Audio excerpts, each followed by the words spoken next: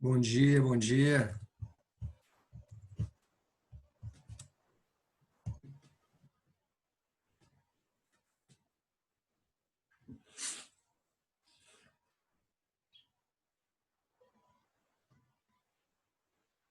Bom dia, pessoal. Bom dia, Rayane. Bom dia, Felipe. Só vou esperar para ver se o pessoal entra aí.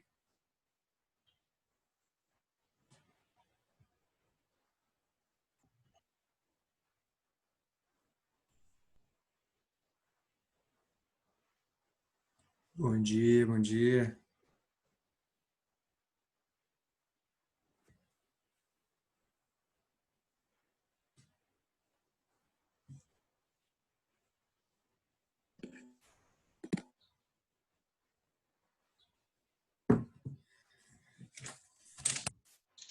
Bom dia. Bom dia, bom dia.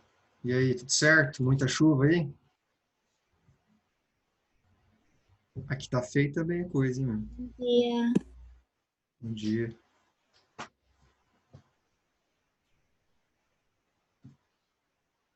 Choveu tanto aqui hoje que acabou até a energia mais cedo, mas agora voltou. Como que tá aí? Já parou? Tá chovendo bastante?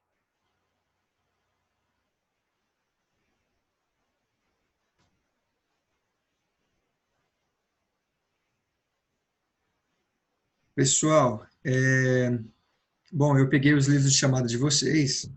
Eu não sei como era a divisão, né, das notas antes, mas assim, eu estava pensando, como a gente começou agora o terceiro bimestre, eu já entrei um pouquinho depois do início do terceiro bimestre, e eu fui informado que vocês têm uma prova no final geralmente perto do final do bimestre, né, uma prova bimestral, e assim, eu pensei em dividir a nota da seguinte maneira, né, uma prova valendo 50 pontos, mais ao final mesmo, né, a prova que vocês fazem lá no portal ON, um trabalhinho valendo 30 pontos.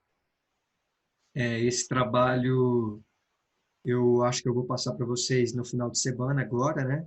Para a semana que vem, para a gente já conseguir dividir essa nota melhor. Mas, claro, a gente teve aula só 2 semanas, a gente vai ter aula hoje e aula sexta sobre o conteúdo ainda. E então, assim, o trabalho vai ser referente a esses conteúdos, não vai ser nada muito difícil, né? Vai ser dentro do que a gente viu mesmo, então eu não vou cobrar muita coisa assim de vocês, mas para não ficar muita coisa para o final, eu não quero que sobre muita nota depois para o final, né? E eu acho melhor dividir assim. Eu só não sei, pessoal, se eu vou fazer aquela divisão de tarefas, né? Como a outra professora fazia, de pegar todas as tarefas da apostila e tal. Eu gosto de trabalhar com a atividade da apostila também, mas eu gosto de trabalhar no sentido mais geral, né, de todas as atividades, de ver todas juntas, né, de ver tudo no final. Mas vamos ver como vai ser. A gente vai fazendo aos pouquinhos e eu também vou dar uma nota em atividade da apostila. Então, para a gente frisar como vai ser, 50 pontos da prova lá no final do bimestre, tá? Que eu não sei que data que é ainda, que eu tenho que ver com a escola. 30 pontos de um trabalhinho que eu vou pedir, que eu acho que daí já vai ser semana que vem, porque a gente está nessa... A gente já começou o terceiro bimestre, né? Há um tempo. E aí sobra 20 pontos. Esses 20 pontos seriam de atividades. Essas atividades vão ser tanto as trilhas online quanto as coisas da apostila, entendeu? Aí eu vou pedindo todas as aulas. Eu falo, na aula de hoje eu vou pedir essa atividade aqui, da apostila. Na aula de hoje eu vou pedir tal atividade do livro de atividades da apostila. Na aula de hoje vai ser a trilha tal. Então, assim, aí todas as atividades em um conjunto viram esses 20 pontos, né? Então, vou confirmar novamente para quem chegou agora há pouco, eu estou falando sobre a divisão das notas, né, do terceiro bimestre, e 50 pontos vai ser para a prova, que vai ser mais para o final, 30 pontos de um trabalho que eu vou dar acho que nesse final de semana para vocês fazerem na semana que vem. O trabalho vai ser tranquilo, sobre os conteúdos que nós estamos tendo, tanto na aula passada quanto na aula de hoje e de sexta-feira, e mais 20 pontos das atividades feitas tanto na apostila quanto no positivo on. Sobre o trabalho da semana que vem, já falando um pouco sobre ele, eu quero que vocês entreguem para mim no positivo on, tá? Vocês costumam fazer à mão, tirar foto e postar no Positivo On? Ou como que é? Ou vocês fazem atividade direto lá? Alguém pode me informar sobre isso? Tá todo mundo com o microfone desligado, se alguém for falar. A última vez que eu fiz, tipo, a professora deixou no Positivo On como é que fazia lá as instruções. Aí eu fiz e mandei pelo WhatsApp da escola, da Fábio. Mas vocês fazem no caderno? Daí depende, se a pessoa quiser fazer tipo no caderno, no Word, e Ah, mandar só a tá. foto. Entendi. Mas Ou aí, mandar o pessoal, documento mesmo. entendi. No Positivo On, vocês conseguem colocar a foto do caderno? Sim? Tá. Então, assim, por orientação da escola mesmo, tá, pessoal? É preferível que vocês postem por lá mesmo, para que tenha isso registrado, para que fique mais fácil até de organizar. Beleza? Então, eu vou mandar as instruções para vocês fiquem tranquilos, vamos focar no conteúdo novamente hoje, tá? Então, eu peço para que vocês abram lá na página 16. E aí, como eu disse, as atividades que a gente for fazendo ao longo da sala de aula, né, ao longo das nossas aulas, também vão contar como nota no final. Eu só não vou ficar, acho que, vistando todo dia, né? Mas aí, bom, vamos ver como vai ser o andamento. Se eu ver que vocês não estão fazendo, não estão participando, aí eu mudo a minha metodologia, tá? Mas, primeiramente, a gente vai fazendo junto. Algumas eu vou deixar para vocês fazer, outras eu vou fazer com vocês. Eu penso muito nessa questão do tempo também, porque às vezes não dá tempo de ficar resolvendo exercício aqui, mas aí qualquer coisa eu gravo um vídeo por fora resolvendo as atividades. Mas lembrando, então, que tudo que a gente faz em sala de aula também vale, tá? Vale dentro daqueles 20 pontos. Então, vou repetir, 50 pontos da prova, 30 pontos de um trabalho, deu 80. Mais 20 pontos de atividades, sejam elas trilhas, sejam elas atividades da apostila. Beleza? Pessoal, alguma dúvida relacionada a isso? Tá tranquilo? Todos avisados? Então, beleza. Lá na página 16 da apostila do terceiro bimestre de vocês, a gente vai, eu tinha falado meio por cima, né, de todos os governos populistas. Quem são os governos populistas? São esses governos que estão entre a Era Vargas e a ditadura militar. A Era Vargas que vai de 1930 a 1945 e a ditadura militar que começa em 1964. Então, os governos que estão nesse meio aí, de 46 ou 45 até 64, são chamados os governos populistas no Brasil, tá? Que foram governos que foram eleitos democraticamente, né? Foram eleitos na urna, né? Fazia tempo que que o brasileiro não votava. E como eu disse, por mais que eles sejam populistas, eles vão ter muitas diferenças, como a gente viu na aula passada, tá? Quem não viu, assista o vídeo da aula passada. Diferenças em relação aos Estados Unidos, a como se portar nesse contexto da Guerra Fria, lembrando que a gente estava vivendo ali o contexto da Guerra Fria, né? Então, o primeiro presidente é o Eurico Gaspar Dutra, tá? Que está lá no final da página 16. Após a deposição do Getúlio Vargas em 1945, então o Getúlio também cai com um golpe, né? Venceu as eleições Eurico Gaspar Dutra, que ficou de 46 a 51, um mandato, tá vendo? Candidato pelo Partido Social Democrático, o atual PSD. Ele assumiu a presidência em 46 e nesse mesmo ano apresentou uma nova Constituição. Então, quando a gente tem, eu falei isso na aula passada, quando a gente tem quebras de governo, quebras de sistemas de governo tão poderosos quanto esse, por exemplo, quando a gente sai de uma colônia e vira império, quando a gente sai do império e vira uma república, quando a gente muda o modelo da república, república velha república oligárquica, né? Era Vargas, populismo e ditadura militar. Todas essas quebras na história, no sistema de governo, geralmente são acompanhados por uma nova Constituição. Tá? Isso é um detalhe importante. Então, nesse momento, vai ter uma nova Constituição para definir, né, o que é certo e o que não é relacionado à política e aos direitos no Brasil. Cadê? Nova Constituição promulgada em setembro. A nova carta assumiu uma postura liberal, aí já está mostrando aí uma das características do Gaspar Dutra, porém mantinha algumas das heranças trabalhistas do governo Vargas. Por quê? Porque o Vargas foi, mesmo no seu período, ele estando no que a gente chama de Estado Novo, ele também era um governo populista, ele também era um presidente populista.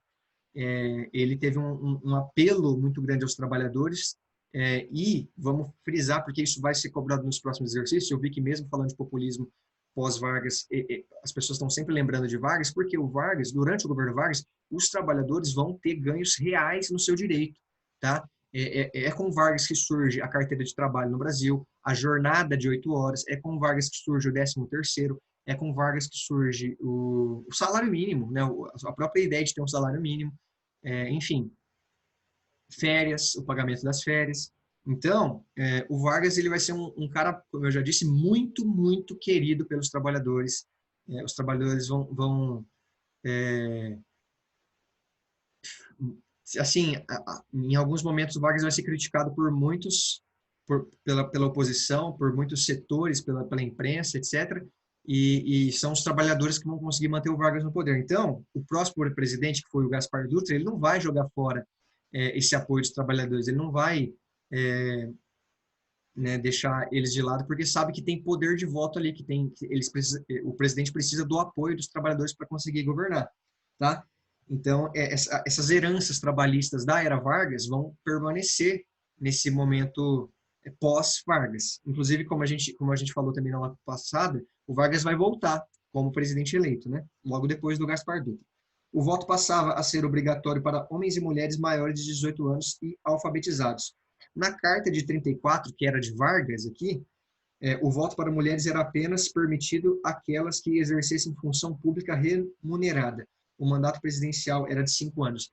Por que ele está falando isso aqui? Porque para o Vargas também foi assim uma revolução. O Vargas apoiar não, assim, mas oficializar o voto feminino. Só que como vocês viram, na época de Vargas tinha algumas condições para o voto feminino ser aceito. E agora não, agora o voto ele passa a ser obrigatório tanto para homens quanto para mulheres maiores de 18 anos e alfabetizados. Beleza?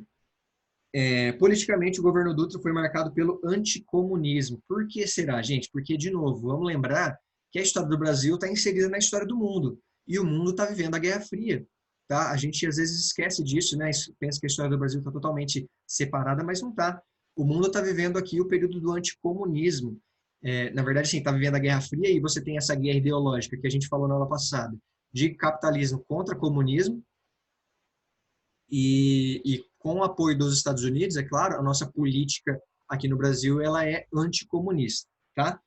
Cujo ápice foi o fechamento, em 1947, do Partido Comunista Brasileiro, posto na ilegalidade. Partido que existe até hoje, tá? Mas durante o governo Dutra foi fechado, foi posto na ilegalidade. Pessoal, alguma dúvida até aqui? Bom, na página 17, esse exercício da página 16 aqui, ele é mais para a gente perceber assim, correntes de pensamento econômico, né? Por exemplo, vamos fazer ele, eu ia deixar ele para depois, mas eu acho que ele é interessante porque talvez, eu não sei se vocês estão familiarizados, eu estou conhecendo vocês ainda, mas com os termos neoliberalismo, nacionalismo, vocês conhecem esses termos ou ainda é muito confuso, ou vocês não tiveram isso ainda? Como que é? O que vocês entendem, por exemplo, quando eu falo neoliberalismo? Alguém tem alguma ideia?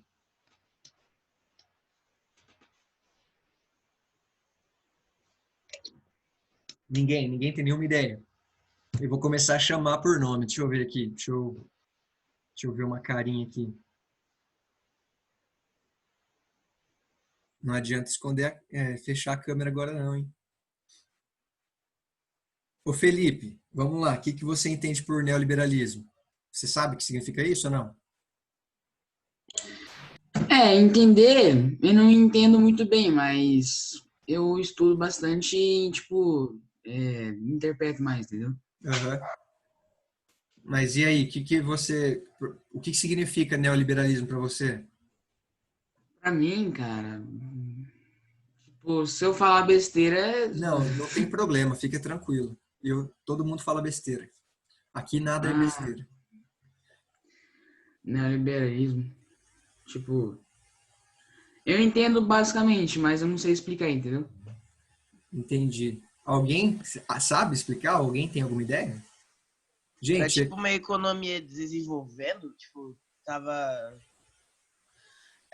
Era tipo uma economia do governo, sei lá, alguma coisa assim, que eu lembro que eu tenho estudo antes, mas eu não lembro muito de. é um tipo, você está certo, é um tipo de economia do governo. Né? O que eu quero saber assim, é que tipo é esse. Mas é isso, gente, vocês não precisam ter medo Uma de errar doutrina? aqui. É uma doutrina também. Mas o que ela defende? Qual que é a pira do, estado, do liberalismo?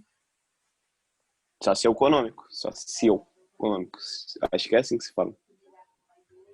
Tá certo também. Pessoal, um governo, quando ele assume o poder, ele tem que tomar posturas econômicas.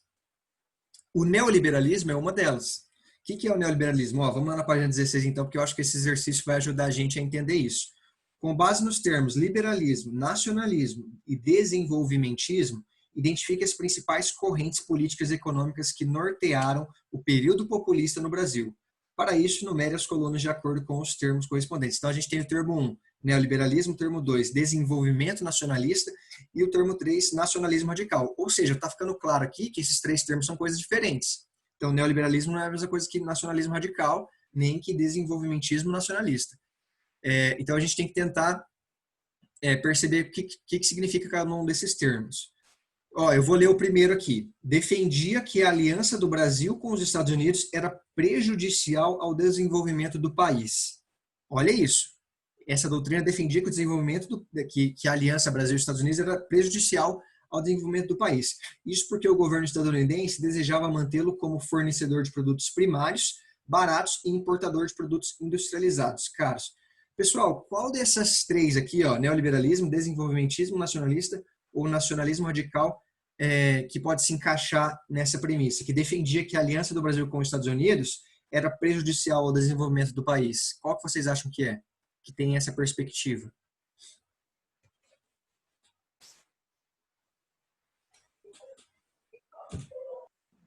A2? Quase.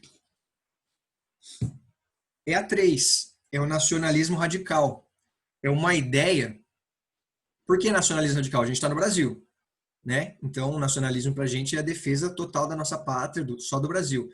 Esse nacionalismo radical vai ver problema nessa aliança dos Estados Unidos com o Brasil, vai ver problema nessa aliança, nessa intervenção e nesse poder que os Estados Unidos vai ter aqui dentro. Então, o nacionalismo radical vai defender que a aliança do Brasil com os Estados Unidos era prejudicial ao desenvolvimento do país. Entendeu? A segunda frase aqui, segunda coluna. Tal corrente defendia que a entrada de capital estrangeiro no Brasil era necessária para o desenvolvimento da economia nacional. O Estado brasileiro deveria exercer controle sobre a origem desse capital, vetando investimentos que não fossem benéficos para o país. Por quê? Porque os Estados Unidos não estão fazendo isso porque eles são bonzinhos, né? Eles estão fazendo isso porque eles vão ganhar coisas em troca, eles vão poder colocar empresas aqui no Brasil, extrair, né, produtos de forma barata, vender depois mais caro. Então, assim, qual que é essa corrente aqui que ela é mais controlada? Qual que vocês acham que é? O neoliberalismo ou o desenvolvimentismo nacionalista? Alguém tem alguma ideia? É o A2? Isso, tanto o Felipe quanto a Elô falaram, estão certos. É o desenvolvimentismo nacionalista, tá? Por quê? Vocês perceberam que é um tipo de corrente que se preocupa com o desenvolvimento industrial que os outros países podem oferecer para o Brasil, como é o caso dos Estados Unidos. Então, eles acham que sim, abrir o capital para os Estados Unidos é bom, só que tem que ter um controle. O Estado brasileiro tem que não ser muito tonto, né? Tem que saber perceber qual relação é boa e a partir do momento que ela ficar ruim, tem que cancelar essa relação. Então, o Estado tem que ter controle sobre esse desenvolvimento. Perfeito. Então, só sobrou a 1 para a terceira, que é o neoliberalismo. Então, o que é o neoliberalismo? Aqui tem uma definição básica. O Estado brasileiro deveria intervir o mínimo possível na economia, deixando que o mercado mundial ditasse o desenvolvimento econômico do Brasil. Nesse sentido, investimentos externos que vêm de fora, né, sobretudo aqueles que vêm dos Estados Unidos, eram bem-vindos. Pessoal, então, quando a gente fala em neoliberalismo, seja no Brasil, seja em qualquer país, é uma ideia de economia de que o Estado não tem que mexer na economia. Deixa o mercado andar sozinho. Se falir, faliu. Se der certo, deu certo.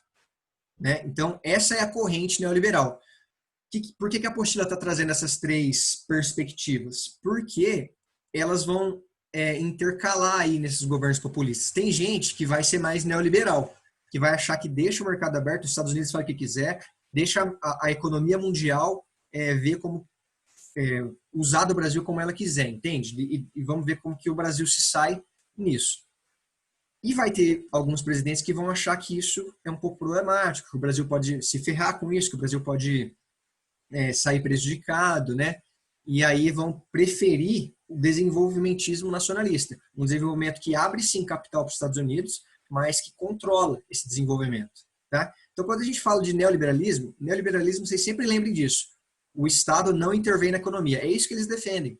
Que o Estado não tem que mexer no mercado, não tem que alterar o valor das coisas, não tem que mexer em salário dos outros, né? Tipo, quando o Estado vai lá e cria o salário mínimo, né, o neoliberalismo ele não vai aceitar isso, certo? Porque, tipo, para eles o Estado não tem que definir se existe um salário mínimo ou não, tá? Alguma dúvida, pessoal, sobre esses três sistemas econômicos, doutrinas econômicas?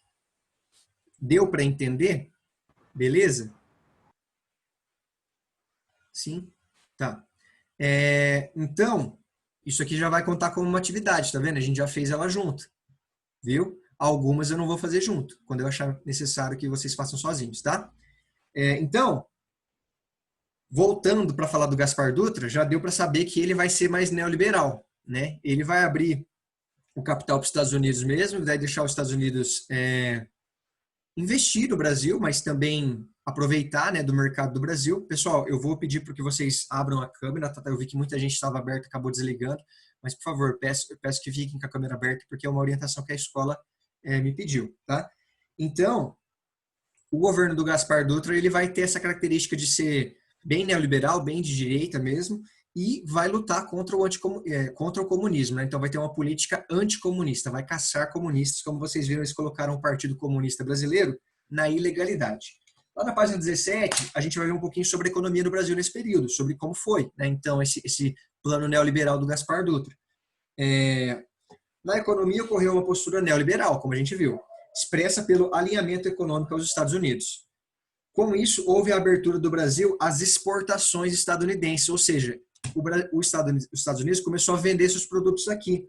Eu falei isso para vocês na aula passada, né? A partir do momento que os Estados Unidos traz os produtos dele para venderem aqui, o nosso produto, que infelizmente não concorria com o dos Estados Unidos, parou de ser vendido, parou de ser desenvolvido, né? Então a nossa indústria começa a entrar em crise, tá? Nesse período do governo. E aí, ó, aqui a gente tem a foto da TV, né? E a legendinha dela ali é interessante. A compra de produtos estrangeiros foi facilitada e incentivada pelo governo do Eurico Gaspar Dutra. Fato que levou a nossa indústria a sofrer, pois os produtos brasileiros não podiam competir com os importados. O dinheiro que o Brasil recebeu por sua participação na Segunda Guerra Mundial foi consumido com as exportações, o que contribuiu para o endividamento do país. Então, por mais que essa ideia parecesse ser genial, nossa, vamos poder comprar produtos estrangeiros e tal, olha que legal, o Brasil vai se desenvolver. Mas o que aconteceu, na verdade, foi que a nossa indústria parou de ter incentivo para se desenvolver. A nossa indústria não conseguia vender mais os seus produtos, né? E isso vai acabar endividando o Brasil em certo sentido. E aí, para tentar controlar tudo isso, o Gaspar Dutra ele vai criar um plano chamado Plano SALT, que está aqui embaixo, ó, logo embaixo da imagem da TV aqui. O Plano SALT, o que significa SALT? Saúde, alimentação, transporte e energia. Tá? O plano, no entanto, não obteve resultados muito positivos, contribuindo para o desgaste do projeto liberal entre os brasileiros. Então, essa ideia de neoliberalismo que tinha acabado de chegar, ela começa a já ser um pouco queimada, começa a ficar queimada aqui no Brasil. E até por isso que alguns vão dizer que o Getúlio Vargas vai ser eleito depois.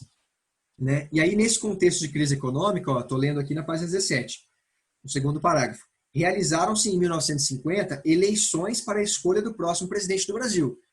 Já que o Gaspar Dutra desgastou essa ideia neoliberal, Getúlio Dornelles Vargas, o nosso Getúlio Vargas, que a gente já estudou, candidato do Partido Trabalhista Brasileiro e do Partido Social Progressista, foi reconduzido ao poder, agora pelo voto popular. Então é a primeira vez que Getúlio Vargas se torna presidente do Brasil com o voto popular. É interessante, eu já disse que Getúlio é uma figura muito controversa, porque ele foi muito popular, ele foi muito querido pelos trabalhadores, ele tinha muito apoio mesmo, mas ele não tinha sido eleito. Ele assumiu o poder lá no passado a partir de um golpe de Estado. E agora, a partir de toda a sua fama, acredito eu, que já construída anteriormente, não foi só nessa eleição, né? Ele vai conseguir retornar como presidente do Brasil e agora pela primeira vez eleito. Só que esse segundo governo do Vargas, esse segundo momento do Vargas no poder, ele não vai ter tanto sucesso quanto ele teve no passado, tá? E vocês vão ver que, já vou dar um spoiler aqui para quem odeia spoilers, eu odeio spoilers, mas o Getúlio Vargas ele se suicida, né? Ao final do seu mandato, né? Porque é um mandato que vai estar cheio de crises, de conspirações, de denúncia de corrupção, e a gente vai ver isso, né, com mais detalhes. E o Getúlio Vargas ele vai cometer suicídio no final do seu mandato, só que e ele vai deixar uma carta muito famosa também, uma carta testamento, né, que foi encontrada perto do corpo dele. Tá, mas rapidinho aqui nos nossos momentos finais, que daqui a pouco tem que fazer a chamada. Diferentemente do seu antecessor, Vargas adotou uma política mais cautelosa em relação aos Estados Unidos, ou seja, ele não foi neoliberal como Gaspar Dutra. Por isso que a gente estudou as três correntes, porque a gente vai ver que os presidentes vão usar correntes econômicas diferentes. Então, o Vargas teve uma política mais cautelosa em relação aos Estados Unidos, voltando para o desenvolvimento industrial do Brasil. Ou seja, o Vargas vai estar inserido naquela número 2 ali, ó, desenvolvimentismo nacionalista, tá? Para isso, planejou grandes investimentos em infraestrutura, focando a ação do Estado nas áreas de energia, indústria, de base e transportes. A verba para a realização dessas obras seria proveniente de empréstimos vindos dos Estados Unidos, tá vendo? Os Estados Unidos participa disso, e dos impostos arrecadados pelo governo. Então, assim, os Estados Unidos vai conseguir o que eles queriam também, vai conseguir construir algumas empresas no Brasil, vender seus produtos no Brasil, só que o Vargas não vai deixar isso livre, como o neoliberalismo deixava. O Vargas vai tentar controlar isso, vai falar, não, a gente tem que fazer um plano aqui, um plano que isso seja bom para nós também, para que a gente consiga desenvolver a nossa indústria. Tá? E, cara, aí, durante o governo Vargas, vocês vão ver aqui no finalzinho da página 17, surge o Banco Nacional do Desenvolvimento Econômico, o BNDE, tá?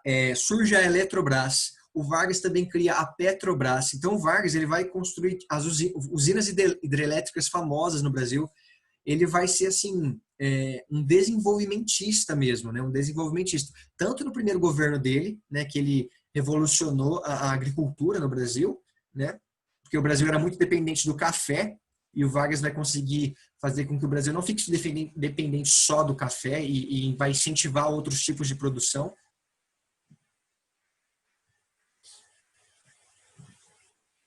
Pessoal, estamos escutando? Acho que caiu, né? Opa, voltei. Estamos escutando, gente? Estamos escutando agora? Beleza. Eu vi que tinha caído. Acho que eu fiquei falando um tempo sozinho aqui, mas nada não. Enfim, como eu disse, o Vargas ele vai ser esse cara desenvolvimentista, né? No primeiro mandato dele, lá em 1930 ainda, o Brasil era muito dependente do café e ele vai incentivar outras formas de produção agrícola, né? E o Brasil vai ganhar muito com isso. E agora, depois, na segunda vez, o Vargas vai conseguir construir empresas gigantescas, vai incentivar a industrialização do Brasil, não deixando os Estados Unidos comandar tudo, né? Então ele vai ter esse controle melhor sobre as coisas, tá? Bom, segundo aqui no último parágrafo da página 17, segundo muitos historiadores e economistas, a obra mais importante do governo Vargas foi a fundação da Petrobras em 1953. Então aqui a gente tem um pedaço gigantesco da nossa história. A fundação da Petrobras, que tem tanta polêmica até hoje, né? Como vocês já acompanharam, nasceu com Vargas, né? A Petrobras surge com Vargas. A nova empresa seria responsável pela exploração e pelo refino do petróleo no país e teria 1/10 de suas ações abertas ao capital estrangeiro. E aqui surge a principal polêmica do governo Vargas. Essa medida conseguiu despertar de uma só vez o acirramento da oposição por parte dos nacionalistas e dos neoliberais. Por quê? A razão é que os primeiros, os nacionalistas, aquela galera que defende o Brasil, né, acima de tudo, eram contrários contrários à participação do capital estrangeiro da empresa. Eles não queriam que os Estados Unidos ou qualquer outro país que fosse participasse desse lucro da Petrobras, né? Enquanto os neoliberais, a galera que é a favor de um livre mercado, o mercado esteja aberto, desejavam maior participação do setor privado brasileiro, né? O que significava isso? Desejava que boa parte da Petrobras, com o tempo, começasse a ser privatizada, né? Que isso fosse utilizado por empresas brasileiras, e não pelo Estado e nem por um capital estrangeiro. Porque a exploração de petróleo dá muito dinheiro e dá muita polêmica, como a gente vê até hoje, né? Então, assim, pessoal, escreve aí embaixo, no final dessa página, nacionalistas versus, igual jogo de futebol, sabe? São Paulo versus Corinthians, você escreve nacionalistas X versus liberais. Só para a gente lembrar que a criação da Petrobras vai trazer esse acirramento aí. Beleza? Durante o governo Vargas. Aí o Vargas, ele, por mais que ele tenha tentado fazer coisas boas, né, ele também já fez muita coisa ruim, querendo ou não, ele vai conseguir oposição dos dois lados. Pensa bem, alguns vão criticar ele por estar abrindo capital para os Estados Unidos e outros vão criticar porque querem que o capital seja mais privatizado ainda, né? Querem que a Petrobras seja mais privatizada ainda. Então, infelizmente, ele vai começar a ter oposição em todos os lados. A mídia vai ficar contra ele, a indústria brasileira vai ficar contra ele, os empresários, enfim, isso vai começar a ter uma crise ali no final do governo Vargas e vai culminar, como eu disse, no suicídio dele. O ponto é que Vargas ele quase foi deposto novamente, né? Ele quase não termina o seu mandato. Então, talvez se ele não tivesse suicidado, ele teria sido retirado pelos militares, né? A gente vai discutir isso melhor depois. Deixa eu fazer chamada agora, porque eu esqueço que tem que fazer 2 chamadas aqui. Ana Clara. Presente. Ana Luísa, tá presente? Não tô vendo. Ah, tá ali. Felipe Paixão. Felipe Cardoso, tá presente. Gabriel, beleza. Gabriel Cordeiro. Acho que não, né? Rayane. Heloísa. Rayane eu vi. Heloísa Rodrigues, cadê? Ah, desculpa, Elo. Lana Hilário Leite. Lana tá aí? Presente. Lucas Tadal, presente. Marcelo Barbosa. Ah, presente, eu vi. Maria Júlia. Maria Júlia. Acho que não, né? Ah, não. Maria Júlia estava aí sim, a Maju. Cadê? Ela, né? É a que tem o nome Maju? Tá, então eu acho que deve ter caído agora, porque ela estava aí sim. Paloma Eduarda. Paloma tá ali. Tainá. Tiago Broto.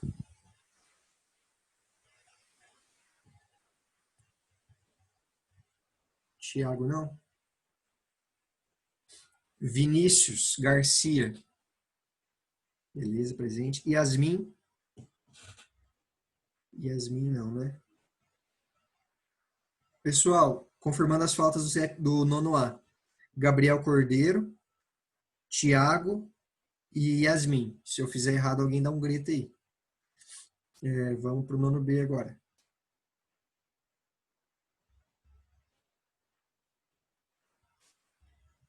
Ana Flávia Ferreira. Não. Ana Júlia da Silva. Presente. Fernanda Honório. Acho que é essa Fernanda que está aqui, né? Fernanda, está presente? Chat presente. Tá bom. Guilherme Giovanni. Tô aqui. Presente. Júlia Milena. Presente. Presente. Cauã. Opa. Laísa. Laísa não, né? Leonardo Moura. Eu. Ah, desculpa, Laísa, eu vi aqui. Leonardo está presente. Maria Eduarda. Bidói.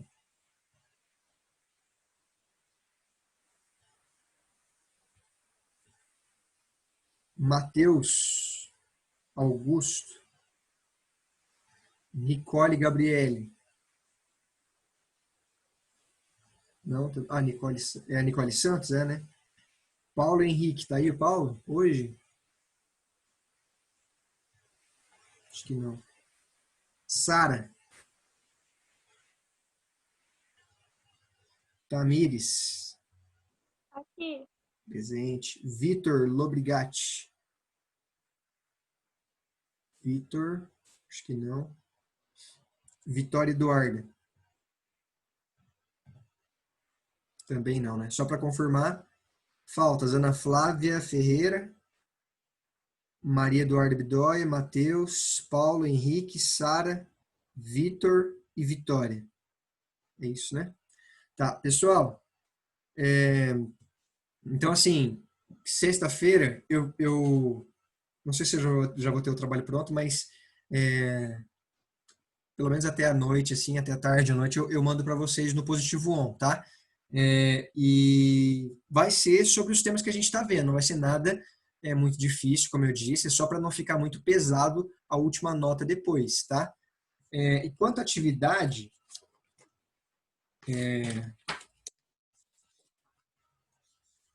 eu acho que dá para vocês, assim, a gente não viu ainda, não, pode, tudo bem, vamos deixar, eu vejo isso na aula de sexta, eu não vou mandar nada de hoje para sexta, não. Vamos só finalizar isso aqui, então, para vocês entenderem que assim, a gente tem 3 minutinhos ainda, que o Vargas, por mais que ele tenha esse desenvolvimentismo nacionalista, né, diferente do Gaspar Dutra, ele vai acabar ganhando mais oposição, né, como a gente acabou de ver, ele vai ter oposição por todos os lados aí.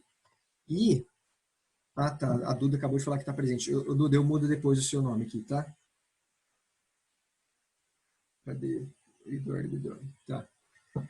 E aí, pessoal, lá na página 18, rapidinho, né, enquanto a oposição política a Vargas se intensificava, especialmente por parte da UDN, que é a União Democrática Nacional, que era um partido da época, crescia também a insatisfação dos trabalhadores. Então é a primeira vez que o Vargas vai perder aí um pouco desse apoio que ele tinha dos trabalhadores, né?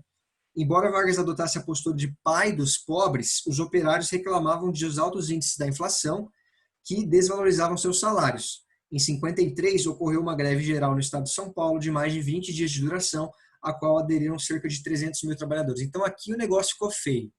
Por quê? Porque enquanto Vargas não tinha o apoio das empresas, da mídia, etc., não tinha problema, porque ele tinha o apoio dos trabalhadores, né? Mas nesse segundo governo do Vargas, ele foi perdendo inclusive isso, porque o salário mínimo não estava conseguindo acompanhar a inflação, o aumento da inflação e essa crise econômica. E aí, né, o Vargas, Marcelo e o Luan parece que estão num show de rock aí. O Vargas, ele vai, quer dizer, o Marcelo e o Felipe, desculpa. O Vargas, ele vai ter problema com os trabalhadores também, tá? E isso é a principal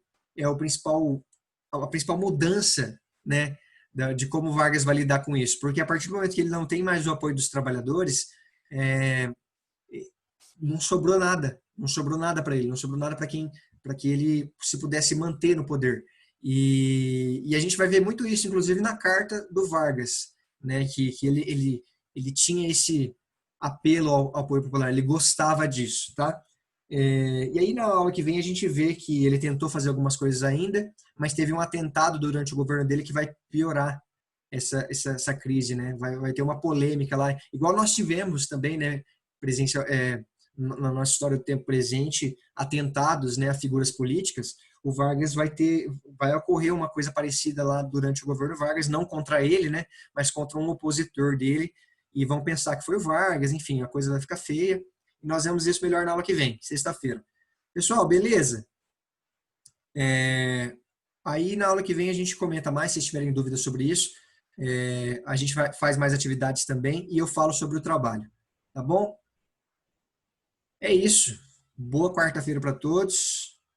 Grande abraço, se cuidem e até mais. Tchau, tchau. Eu disponibilizo o vídeo depois, tá? No YouTube para vocês. Tchau, tchau. Até mais.